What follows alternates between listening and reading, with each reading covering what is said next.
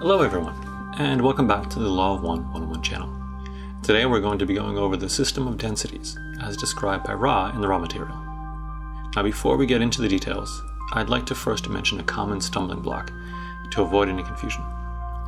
Throughout the readings, Ra refers to the densities more or less interchangeably as either densities or dimensions. Now of late, the concept of dimensions has become somewhat overloaded in the New Age community, with definitions and theories ranging from more or less mathematical to those that start to resemble what Ra talks about. There are many people that use terms like fifth dimension to refer to things that appear to be qualitatively different than what Ra describes, so for the sake of clarity, I'm going to restrain my commentary to the word densities unless I'm quoting Ra and he uses the other term.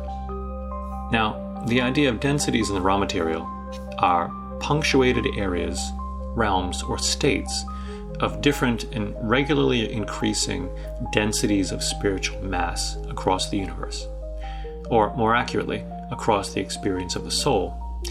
And these are arranged into divisions of 8, very similar to how a musical scale is arranged. For this reason, you'll hear them refer to the full set of densities as the octave as you make your way through the readings. Ra elaborates. I am Ra. The term density is what you would call mathematical one. The closest analogy is that of music, whereby after 7 notes on your Western type of scale, if you will, the 8th note begins a new octave. Within your great octave of existence, which we share with you, there are 7 octaves or densities. Within each density, there are 7 subdensities. Within each subdensity, 7 sub-subdensities, and so on infinitely. Entities proceed through the densities in order from 1 to 7, and the 8th functions as the first density of the next octave. The 8th level of this octave is a mystery that even Ra cannot speak definitively on, having not yet attained or entered into themselves. Each density represents a punctuated increase in the density of consciousness, such that entities become more aware as they move up through the octave, and more able to enjoy and hold ever greater concentrations of awareness. Ra refers to this measurement as spiritual mass. It is almost as if the foundation mass of reality, and thus of experience, increases with each successive density. Ra elaborates. However, in your present physical system of knowledge, it is useful to take the mass number of the electron in order to do work that you may find solutions to other questions about the physical universe. In such a way, you may conveniently consider each density of being to have a greater and greater spiritual mass. The mass increases, shall we say, significantly, but not greatly, until the gateway density.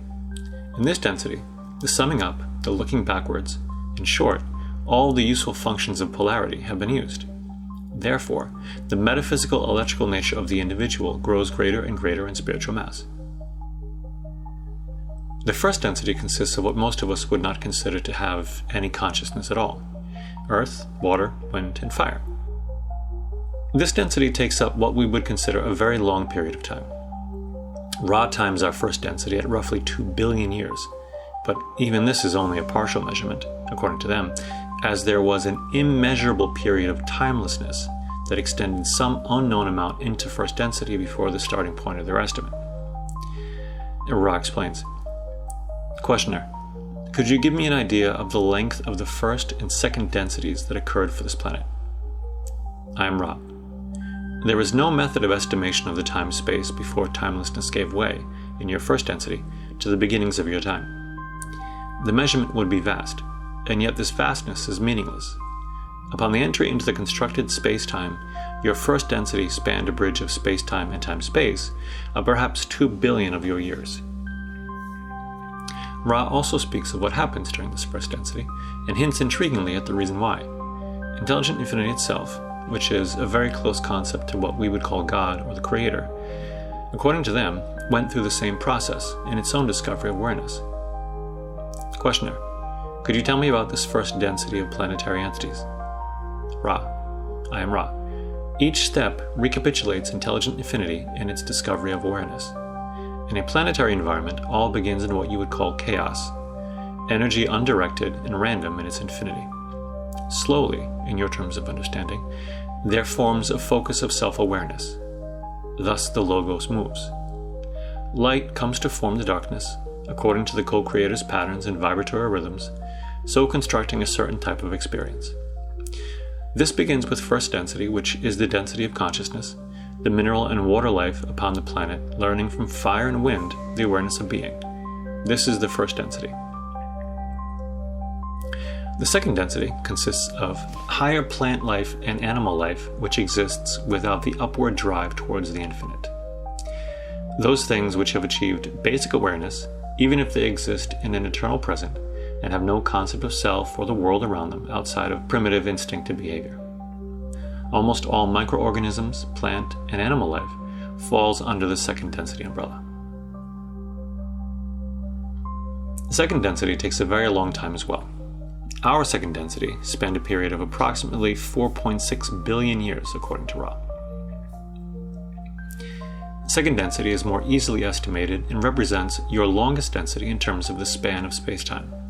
We may estimate that time as approximately 4.6 billion years. These approximations are exceedingly rough due to the somewhat uneven development which is characteristic of creations, which are built upon the foundation stone of free will. The third density is made up of those entities that have achieved awareness of self. This includes not only humans, but the occasional house pet, according to Ra, that has reached self-awareness through daily contact with us, which greatly accelerates their own development.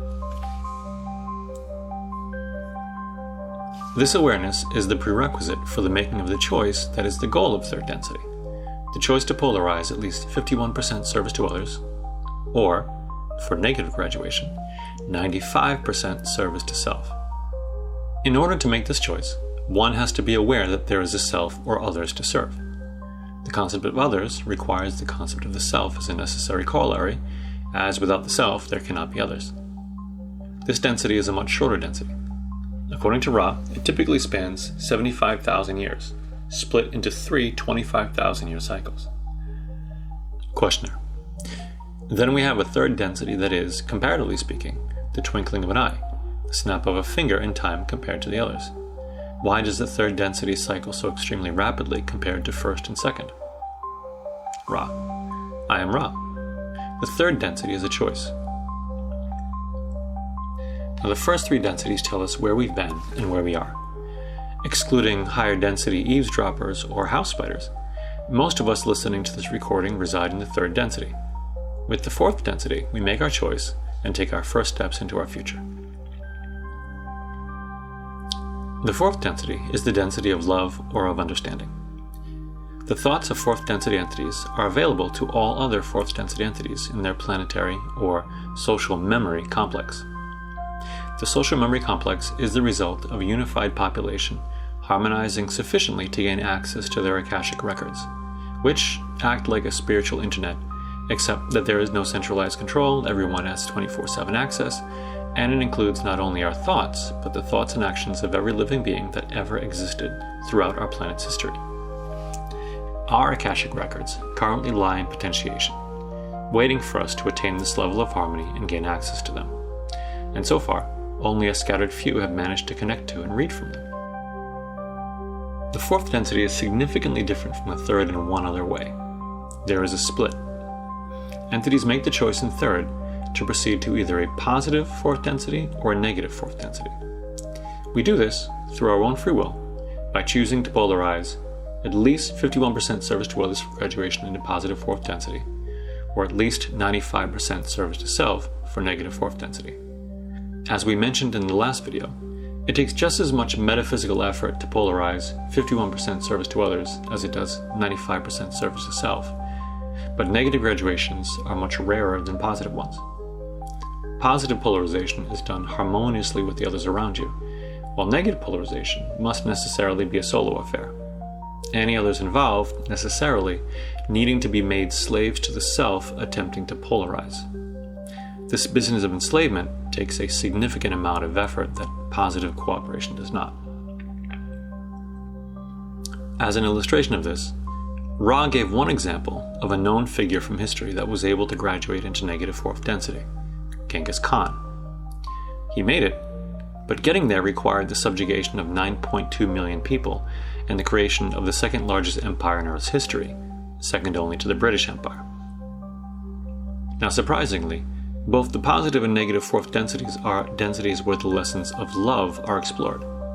The difference is that the positive fourth holds the lessons of love of others, while the negative fourth offers opportunities to explore the love of self in ever more efficient and refined ways. Much of this involves enslaving third density planets, and for karmic reasons, this enslavement is done via the free will choice of those third density beings. To abridge the free will of their targets to enslave them would generate karma that would hold them back in their progress toward the Creator, and thus the fourth density is one where more and more abstruse and occult, even magical methods of enslavement are pioneered. And these methods are then transmitted to those third density aspirants to negative fourth density that have chosen this area of service for the benefit of themselves and for their higher density masters. For good examples of this, you can refer to your music, television, and film programming, much of which is bent subtly but effectively towards these ends. The negative fourth density is identical to the positive fourth in what we might call its natural and physical laws, but differs significantly in how its inhabitants structure their societies in the context of those laws. Due to the circumstances of fourth density, polarized negative and positive entities literally cannot exist in the same environment, and so their respective environments are exclusive to them, and thus their societies differ significantly in how they're run.